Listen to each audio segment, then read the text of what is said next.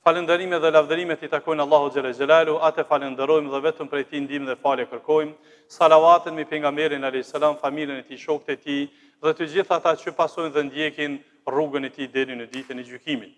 E me pastaj të ndershëm vëllezër të pranishëm, para pak ditëve kemi hyrë në vitin e ri kalendarik hënor, në vitin 1448, sipas hijretit shpërnguljes së pejgamberit alayhis salam. Jo si pas datës që ekziston Islami. Këtë çdo vit u a them dhe duhet me përsërit. Shumë nga muslimanë fatkeqësisht mendojnë që feja islame është që 1448 vite. Jo vëllezër. Islami është që nga Ademi alayhis salam. Por viti kalendarik hijri tregon kur është shpërngul pejgamberi alayhis salam nga Mekka në Medinë. Pra të ndershëm vëllezër, ky muaj jemi në muajin e parë të këtij viti, është muaji Muharram, është njëri nga 4 muaj të mëdhej, pra hynor, siç ka thënë Hasan el-Basriu, Allahu mëshiroft, ka thënë se Allahu e ka filluar vitin me një prej muajve të mëdhej, që është muaji Muharram. E ka përfunduar vitin me një prej muajve që është të mëdhej, që është Dhulhijhe, dhe thotë se nuk ka muaj më të madh pas Ramazanit te Allahu se sa muaji Muharram. Ky muaj të ndershëm vëllezër karakterizohet me ngjarje shumë interesante, e dy prej tyre do të flas për to e që janë të ngjashme me njëra tjetrën. Në radhë të parë është hijreti, shpërngulja e pejgamberit alayhis salam, dhe në radhë të dytë është shpëtimi I Musaut alayhis salam nga Farauni, që do të flas hutbën e dytë me lejen e Allahut. Të ndershëm vëllezër të pranishëm, gjithsesi që hijreti, shpërngulja e pejgamberit alayhis salam është një shkollë në vete dhe ka mësime të shumta. Natyrshëm që çdo vit ne e përsëritim këtë ngjarje me qëllim që të mësojmë, jo vetëm për të cituar, jo vetëm për të treguar histori që ka ndodhur, mirë po kemi të bëjmë me çështje të rëndësishme sepse është pjesë e fesë. Mirë po është shkollë për neve. Prandaj edhe kemi thënë se kësaj ngjarje historike të madhe I kanë parapri ngjarje të treja, të tjera, ose arsye të shumta. Dhe në mesin e arsyeve nxitse për ta lënë Mekën pejgamberi alayhis salam dhe sahabët kanë qenë të shumta. Në mesin e tyre është dhuna dhe represioni I madh që është ushtruar mbi pejgamberin alayhis salam dhe mbi sahabët, ka bërë që të dalin pra të migrojnë. Pastaj imponimin që e kanë bërë paganët Mekas ndaj sahabëve me theks të veçantë ka bërë që para se të bëjnë hijret në Medinë, kanë migru, kanë bërë hijret në disa vende të tjera, pra në Etiopinë e sotme, në Abisininë e asoj kohe. Pastaj të ndershëm vëllezër, një prej arsyeve është edhe vetë komploti që e kanë bërë paganët Mekas për ta myt pejgamberin alayhis salam. Allahu xhelle xhelaluhu e njofton pejgamberin alayhis salam me planin e tyre dhe për këtë Allahu ka zbrit citat në surën Al-Anfal, citatin 30, Allahu xhelle xhelaluhu na ka njoftuar për këtë komplot që e kanë bërë paganët Mekas. Thot Allahu xhelle xhelalu: "Wa idh yamkuru bika alladhina kafaru liyuthbituka aw yaqtuluka aw yukhrijuk, wa yamkuruna wa yamkuru Allah wallahu khairul makirin." Dhe kujto ti kur paganët bën plan komplot për të pranguar ty, për të lidhur ty, apo për të mbyt ty, apo për të dëbuar ty nga vendi. Ata bëjnë plane kurse Allahu aprish planet e tyra dhe Allahu është planifikuesi më I miri. Kështu Allahu xhelle xhelalu pra e njofton pejgamberin alayhis salam me këtë çështje. Një prej synimeve objektivave të mëdha të hijretit të ndershëm vëllezër është dhe ruajtja e kauzës. Pra pejgamberi alayhis salam ka bëu hijret për ta ruajtur kauzën. Cila është kauza? Me çu emanetin vend vëllezër, me çu shpallën vend për të nxjerrë njerëzit nga humnera në dritë. Pas kësaj hyrje të ndershëm vëllezër, jemi vetëdijshëm për kohën e nxehtë, por në pak minuta po mundohna nga kjo ngjarje shumë e madhe me nxjerr disa mësime që na duhen për ditëshmëri, pra nga shkolla e hijretit. Prej mësimeve që I nxjerrmi nga kjo shkollë e madhe, nga kjo historik dhe nga kjo ngjarje është se hijreti, shpërngulja e pejgamberit alayhis salam I kthen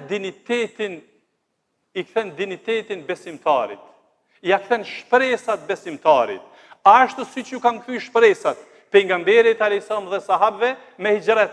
sepse zhvillimi fillon në Medinë, përhapja e fesë fillon nga Medina e kështu me radhë. Pra, të ndershëm vëllezër, jeta ka sfida, jeta ka sakrifica. Kemi thonë shumë herë dhe po themi, këtu nuk jena në xhenet. Këtu jena në botën e sfidave. Atëherë pra, njohja e hijretit na përkujton se sfidat të cilat i ki ti i kanë pasur edhe pejgamberët. Vështirësitë që i kemi ne i kanë pasur më të mëdha pejgamberët. Por lidhja mirë me Zotin bën që të tejkalohen këto vështirësi dhe kuptohet se janë të përkohshme. Këto janë afat shkurte vështirësitë që kemi të jetës. Mësimi tjetër të ndershëm vëllezër që nxirren nga shkolla e hijretit është se sikur të kishte ndonjë slogan që njihet historiku i hijretit, do ta kisha quajt me këtë slogan që Zoti e ka quajt: La tahzan inna Allaha ma'ana. Mos u pikëllo, mos u mërzit se Allahu është me ne. Pra, mësimi i dytë që nxirret është se jeta të ndershëm vëllezër, tham ka vështirësi, ka vuajtje, ka probleme. Mirë po, di që këto probleme janë të përkohshme. Këto probleme do të përfundojnë, por nëse ti e ke Allahun me veti, nuk të vjen diçka tjetër. Ai që e ka humbë Allahun, ka humbë çdo gjë. Për atë arsye, këto janë fjalët që ja tha pejgamberi alayhis salam shoqëruesit i tij më të mirë kur ishte në shpellë. Ja tha Ebu Bekrit. Pejgamberi alayhis salam ja tha Ebu Bekrit, mos u mërzit, mos u pikëllo se Allah është me neve. Pra të ndershëm vëllezër, për shkak se ky slogan është i rëndësisë së veçantë, Allahu e zbriti ajet në Kur'an. Ky është ajeti i Kur'anit në surën At-Tauba. Prandaj, let na shoqëron ky slogan jetën tonë, mos u mërzit se Allah është me ty. E nëse Allah është me ty, atëherë çdo krizë do të tejkalohet. Të ndershëm vëllezër, ky slogan i ka shëruar miliona smundje për afro 15 shekujve. Ata që e kanë bartë me veti këtë slogan, ka kanë shku për besimtarët, i kanë tejkalu krizat e tyre. Një prej mësimeve të mëdha që nxirret nga kjo shkollë e madhe e hijretit të ndershëm vëllezër, është se kjo shkollë neve na arsimon për të ndryshuar. Hijreti quhet edhe shkolla e ndryshimit. Kuptimi praktik i shpërnguljes i hijretit është braktisja e të keqes, ndryshimi, evolucioni i brendshëm shpirtëror. Ne vëllezër kemi nevojë vazhdimisht të bëjmë evolucion dhe të bëjmë ndryshime.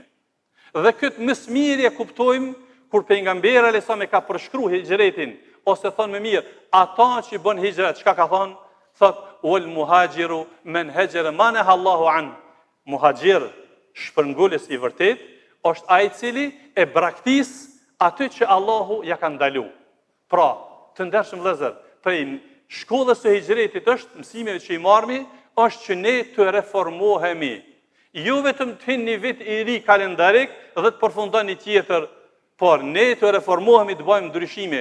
Ky pra është muhajiri, ky pra është shpërngulësi më i mirë në raport pra me Zotin e Madhreshëm. Nga mësimet që nxirret nga kjo shkollë e madhe të ndershëm vëllezër është se në jetë është shumë i rëndësishëm shoqëruesi i mirë. Shoku i mirë i jetës është ndihmtari i madh, i fuqishëm. Këtë nxjerrim nga vetë rasti që pejgamberi alayhis salam në mesin e qindra mijave shok që i ka pas, e ka përzgjedhur më të mirin. Për ta shoqëruar në këtë rrugtim më të mirë. Në këtë rrugtim shumë të rëndësishëm, në këtë rrugtim jetik, sepse ju e dini se është kërku pejgamberi alayhis salam nga Mekasit për t'u likvidu. Prandaj është dash një shok shumë besnik. E ka përzgjedhur Ebu Bekrin radhiyallahu anhu. Prandaj kur ka fol për Ebu Bekrin radhiyallahu anhu, çka ka thonë pejgamberi alayhis salam?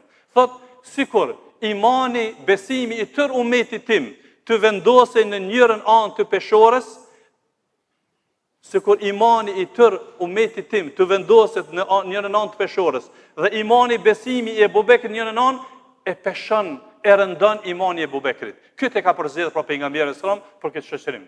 Mësimi që nxjerrim është kujdes, kënd po e shoqëron rrugtimin tonë, sepse shoqëruesi duhet të jetë besnik. Prandaj pejgamberi alayhis salam ka thonë el mar'u ala dini khalili. Njeriu është në fenë e shokut të tij. Kujdes kënd po e shoqëroni. Mësimin e fundit që po e nxjerrë për shkak kohës së ngushtë dhe vapës, të ndershëm vëllezër, është se jeta duhet të ketë strategji. Nëse duam që të ndryshojmë, të përfitojmë, të zhvillohemi, duhet kemi strategji. Këtë nxjerrimi nga vetë shkolla e hijretit.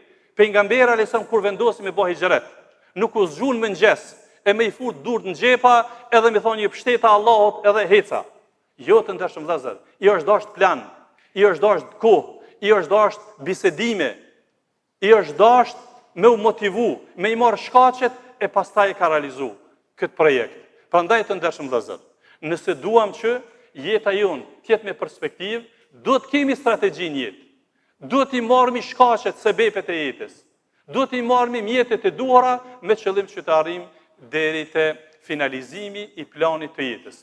Këto ishin pak disa prej mësimeve të kësaj shkolle të madhe. Lutim Allahun e Madhërisëm që të përfitojmë nga këtë ngjarje dhe këto ngjarje të jenë pjesë e jetës sonë. E them këtë që ndëgjuat, kërkoj falje për vetvete dhe për ju, kërkoni edhe falje sepse Allah është falës i madh. Të ndershëm vëllezër të pranishëm, jemi vetëdijshëm po ashtu se koha nuk premton me i trajtu këto dy tema të mëdha, po me që janë të ndërlidhura me këtë 10 që në parë të muajit Muharrem, desha që në pika shumë të shkurta të flas edhe për ngjarjen e dytë. E që tham se ka ngjajshmëri të madhe.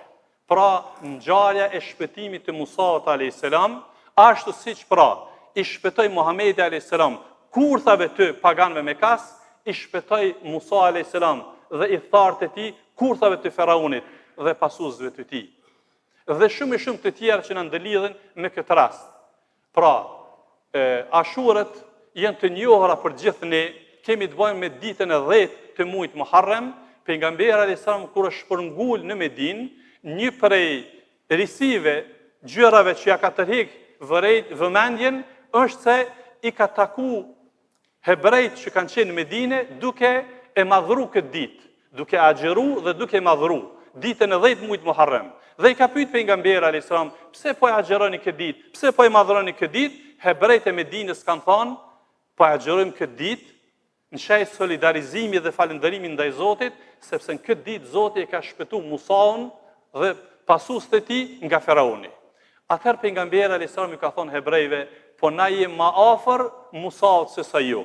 Dhe i ka urdhëruar muslimanët të agjerojnë këtë ditë.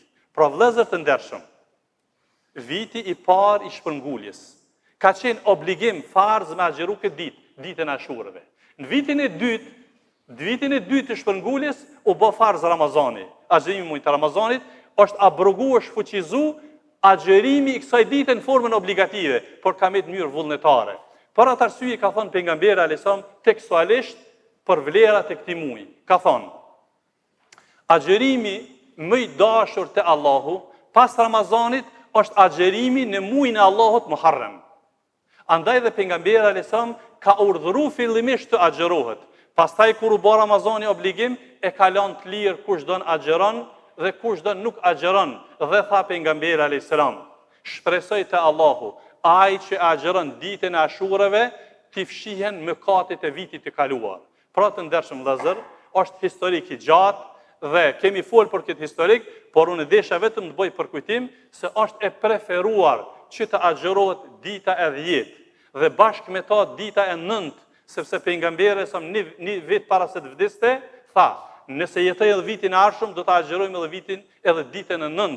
Kështu që është e preferuar të agjerojmë këto 2 ditë, në mënyrë për vullnetare kush ka mundësi të agjeron ditën e 9 edhe 10 që janë ka mesi javës së ardhshme, pra dita e mërkurë dhe enjte. Lutim Allahun xhelel xhelaluhu që nga këto ngjarje dhe nga këto përkujtime të plotësohemi, të afrohemi tek Allahu xhelel xhelaluhu, të forcojmë besimin ton, të forcojmë lidhjet me Allahun xhelel xhelaluhu, të shfrytëzojmë si mekanizma ndryshues me qëllim që ne për çdo vit të jemi edhe më të mirë në raport me Allahun xhelel xhelaluhu, të jemi më të fuqishëm në aspektin e besimit, të ideve, të punës e kështu me radhë. Lutim Allahun xhelel xhelaluhu për pranim të veprave për vetvete, për ju, për gjithë muslimanët. Lutim Allahun xhelel xhelaluhu të falë mëkatet tona, të juajat, prindërve tanë të juajve, të gjithë muslimanëve. Lutim Allahun xhelel xhelaluhu na udhëzoneve familjarët tanë të juajt dhe gjithë muslimanët ka do që janë.